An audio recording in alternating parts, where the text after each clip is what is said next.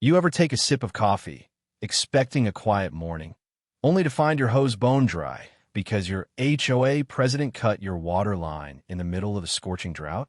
That's the low blow I got one July day.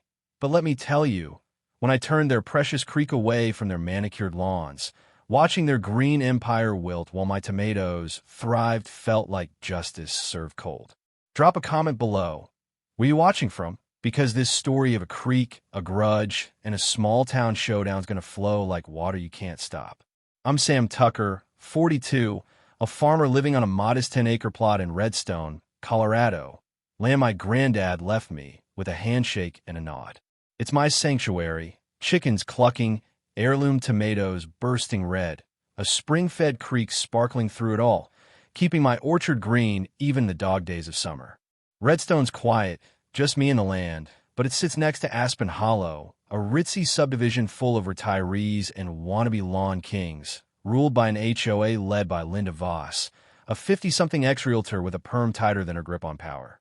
Linda's the type who'd fine you for a crooked mailbox, and she's had it out for me since I wouldn't bow to her community standards. My land's outside her HOA, zoned rural since my granddad's day, but that just made her itch to leash me. Trouble brewed when Linda moved in a mile down the ridge. From day one, she's poking her nose over my fence, snapping photos of my compost pile, calling the county with fake code complaints, even climbing a ladder once to eyeball my chicken coop. I'd wave, keep it civil, but her sour lemon scowl said it all. She hated my freedom, my messy, living land clashing with her sterile lawns. Things stayed tense, but manageable until that July, when a 100-degree heat wave baked Redstone dry, and Linda crossed a line I couldn't ignore. I'm out watering my tomatoes, coffee in hand, when the hose sputters and dies. I check the line, heart sinking as I trace it up the hill, finding soft, trenched dirt where it shouldn't be. There, buried shallow, my pipe, fed straight from my creek, is sliced clean, a pink flag zip-tied to it. Violation removed per order. I'm fuming. But then I see her, Linda, arms crossed, sunglasses low, smirking from her side of the fence like she just won a prize. What the hell, Linda? I call, voice tight.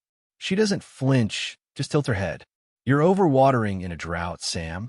As HOA president, I had to act. I stepped closer, fistballed. This ain't your land, and that's my creek. Her smile's all teeth. Water doesn't care about fences. You're setting a bad example. She turns, strutting off like she's on a catwalk, leaving me with a cut pipe and a fire in my gut. But then it hits me, clear as the creek itself. That stream starts on my land, winds through my orchard, past my bridge, and only then feeds Aspen Hollow sprinklers their roses, their golf green. They've got no well, no tanks, just my water, free for years. Linda's just handed me a weapon, and I'm ready to wield it. I patched the pipe with PVC and tape, enough to keep my garden alive, but my mind's racing. That night, I dig out Granddad's deed, sealed in a plastic bag, yellowed but ironclad. It's clear, my property line's 10 feet past where Linda thinks, and I own the springhead, exclusive rights to the creek's flow, notarized in 1947, reaffirmed in 2002 after Dad passed. This isn't gray, it's black and white law. I mark my boundary with orange paint on cedar posts, stake flags, and leave a note by the pipe. Water flows where it's welcome. Next morning, I strolled downstream. Aspen Hollow's lawns, once emerald, are fading fast, sprinklers clicking dry, hoses limp. Linda's board huddles in her driveway, fanning themselves, pointing uphill. She locks eyes with me, and I wave, grinning, knowing I've got her where it hurts. Linda doesn't quit easy. That afternoon, a county contractor in a tan uniform trespasses, claiming he's checking shared infrastructure. I block his path, voice calm but steel. Got a warrant? He stammers, empty-handed. Then get. He scurries off, and I know she's plotting. I'm not just fighting for water. I'm outsmarting a bully who thinks she owns the valley. By dusk, I'm knee-deep in the creek, rubber boots on, studying a natural split in the bedrock I used to skip stones across as a kid. A few rocks, some logs, and I can nudge the flow left, away from their culvert, into my woods. It's legal, My land, my water, no downstream rights violated since they never had any.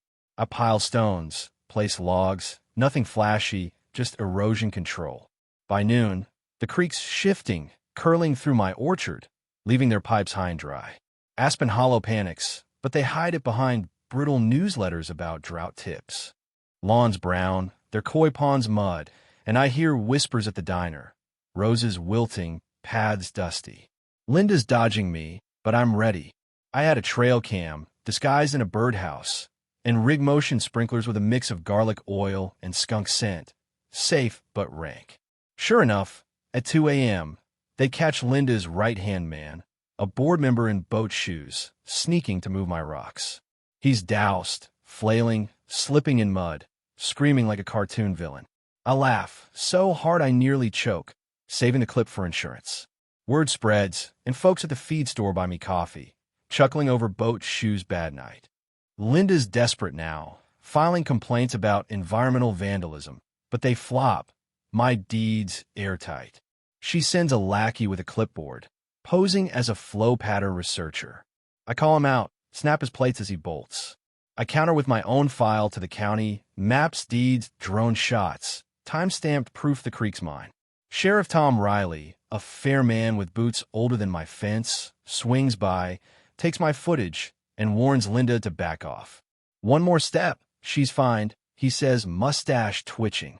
Linda tries a town hall, blaming me, but stumbles when folks ask if she had rights to dig on my land. Her blush says it all, her throne's cracking. I double down, digging a permanent channel with a rented backhoe, lining it with native stones to guide the creek through my orchard to a marsh, cutting Aspen Hollow off for good. I build an underground drip system, solar-powered, feeding my tomatoes and peaches with every drop intentional. My land's a green oasis, while their lawns turn straw. Then Linda sends a letter, flowery and fake, begging for a water-sharing agreement. I don't bite. She's not after peace, just control, and I'm done playing her game.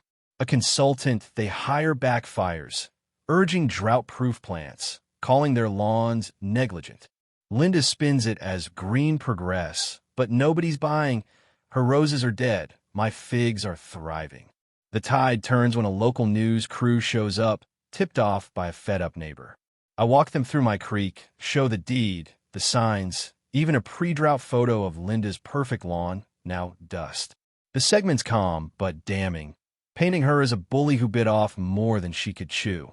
Online, folks roast her, never mess with a farmer, and her grip slips. At an HOA vote, only 7 show. For Sinker Legal Fund, 1 quits, calling her a joke. They oust her as president, replacing her with Mr. Ellis, a retired teacher who sends me a handwritten note promising respect. Linda's gone quiet, moving soon, her letter of apology raw but unanswered. I let it sit, a scar I don't need to reopen. Aspen Hollow's different now. Gravel paths, sagebrush, rain barrels replacing fake turf. Ellis leads a tour of my creek, folks taking notes on native plants, a kid sketching the flow. They stay on the trail, respectful, learning what Granddad knew. Work with the land, not against it.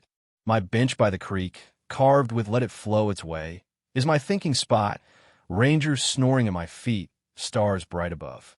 The fight's over, the land's balanced, and my coffee tastes better knowing I held my ground. But here's where I wonder, did I push too hard? Could I have shared the creek after her first apology, spared their lawns, avoided the war? Maybe. When someone cuts your lifeline, trespasses your home, and bullies your neighbors, sometimes you gotta guide the water where it belongs and let the greedy wilt. Now, another HOA's stirring trouble nearby, and I'm torn, stay out, or teach another lesson. What do you think? Ever outsmart a bully or fight for your patch of earth? Spill it in the comments. I'm all ears. If this story hit you, smash that like button, share it with someone who'd love the twist, and subscribe for more tales of standing firm. Because sometimes the quiet farmer's the one who moves the river.